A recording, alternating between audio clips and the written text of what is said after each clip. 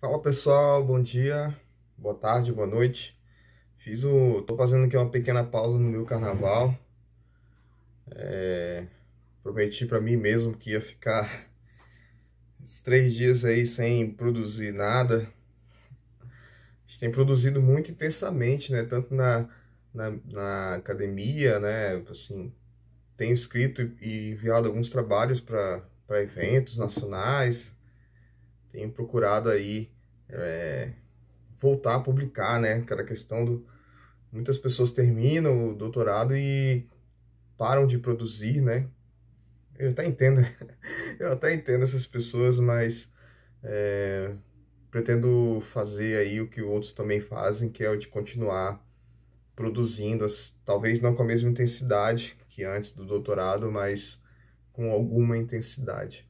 Ah, Também na vida profissional tenho produzido muito, né? Muitas disciplinas, disciplinas novas, fiquei com várias disciplinas na área de metodologia, orientação de projetos. Bem legal, uma coisa que eu gosto, né? Então, sociologia e pesquisa sempre ligados aí na minha vida.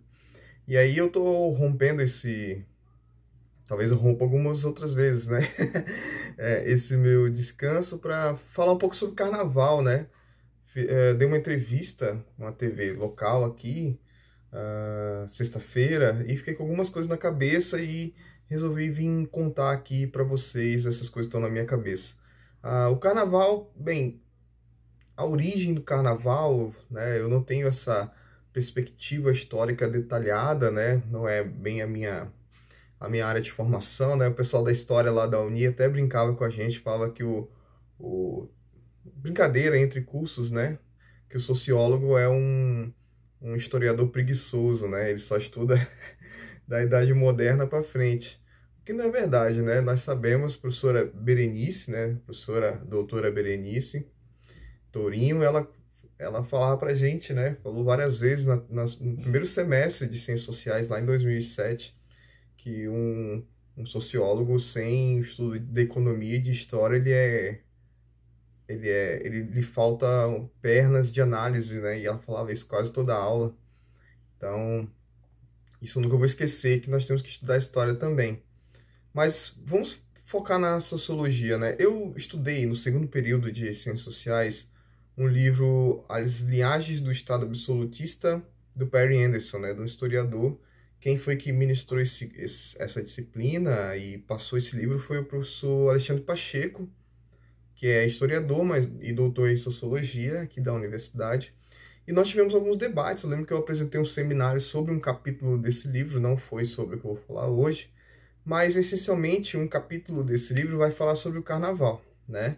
Fazer algumas análises sobre o carnaval, e essas análises desse historiador, olha a ironia do destino, se somam à análise de outros pensadores e sociólogos que eu li para chegar a essa conclusão. O carnaval ele tem como uma função, isso é o Perry Anderson que diz, de inverter uma estrutura social na Idade Média, né, vindo até os dias atuais, uma, uma, uma uma estrutura que é extremamente rígida, né? E cada vez mais rígida. Eu vou pegar aqui o Theodor Adorno, por exemplo. O Adorno, em Indústria Cultural e Sociedade, ele vai dizer o quê? Que na sociedade contemporânea, na sociedade que nós vivemos, por trás de uma aparente, né, uma ilusória perspectiva de que as coisas são fluidas, ele vai dizer que, na verdade, as coisas são extremamente rígidas. E o que é fluido é apenas a aparência. Então, quando você pega, por exemplo, uma pessoa que veio de uma classe pobre e ela fica extremamente rica e ela passa a reproduzir os valores da classe rica, né? O que o Adorno vai dizer disso, que na verdade, independente de onde você esteja, do que você fale, dessa aparência de liberdade de fala, na verdade você está, em geral, reproduzindo os interesses de uma classe e a partir de uma classe dominante. E a partir do momento que as suas falas passam a romper com essa estrutura que está embaixo, né? O próprio sistema vai se voltar contra você, tá? E o que o Perry Anderson vai dizer nessa perspectiva com o Adorno? Que o carnaval, ele é, na verdade, uma forma ilusória de subversão das ordens, né? Das ordens sociais. Então, se você tem lá uma sociedade no qual é proibido, vamos pegar a Idade Média e Idade Contemporânea, uma sociedade onde é proibido comer carne, né, durante um tempo, tem a questão da fé católica e tal, ou nos dias atuais uma sociedade onde é cada vez mais difícil comer carne por causa do preço da carne, né, carne vermelha principalmente. Uma parte, né, 20 e tantos por cento da população, 21, 22% da população brasileira não está comendo quase nenhuma carne mesmo, né?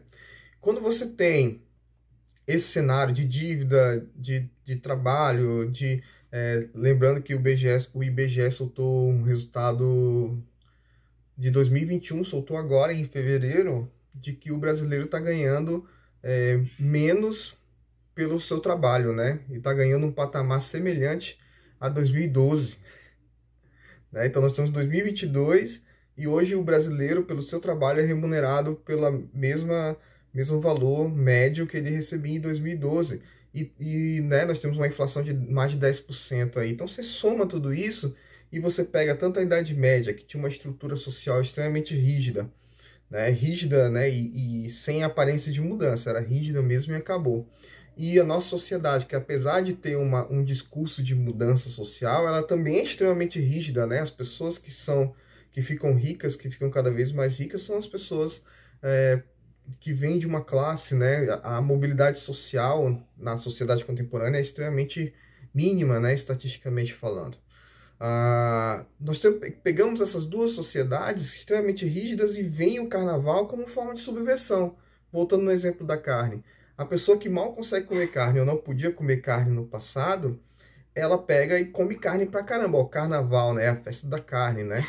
E essa festa da carne é uma festa da carne duplamente falando, né? É a carne do alimento, de você comer sem se preocupar com amanhã, sem se preocupar com as dívidas, ou porque você ficou 40 dias sem comer carne, carne vermelha, enfim. E você tem também a festa da carne do quesito sexual, biológico, né? De que aquelas estruturas de não poder cometer certos atos, pecados, são subvertidos. Outras estruturas do carnaval também são utilizadas, né? Por exemplo, o Rei Momo, né? O Rei Momo, na Idade Média, segundo Perry Anderson, era uma forma de você poder diminuir aquela pressão da autoridade do rei, né? Você podia brincar com ele. Então, o Rei Momo era uma pessoa gorda, obesa, né? Justamente para fazer, e geralmente fazer um tom de palhaço, né? De comédia, de deboche, de falta de autocuidado, justamente para fazer uma crítica ao rei, né? E o carnaval também é um lugar hoje, atualmente, de expressões políticas e de críticas, né? Utilizando palavras de comédia, com relação também às autoridades locais, né? Então, em um grande resumo, a função social do carnaval, a função social do carnaval é justamente de permitir esse afrouxamento da rolha, né? Eu nunca vou esquecer o professor Alexandre Pacheco falando isso, né? Você imagina um grande barril de vinho ou uma panela de pressão que está ali estufando graças aos gases, né? Ou então pegando uma pressão muito forte e você pega e alivia a pressão para aquele barril não explodir. Então o carnaval tem essa função de aliviar a pressão para que não exploda o barril chamado sociedade. E é isso. Alivia aí a sua pressão, mas não se esqueça de que toda aparência de liberdade, ou quase toda aparência de liberdade, se não tiver uma mudança de consciência, se não tiver uma consciência histórica, nada mais é do que ilusão. Muito obrigado, volte sempre aí no nosso canal, se inscreva e compartilhe com seus amigos.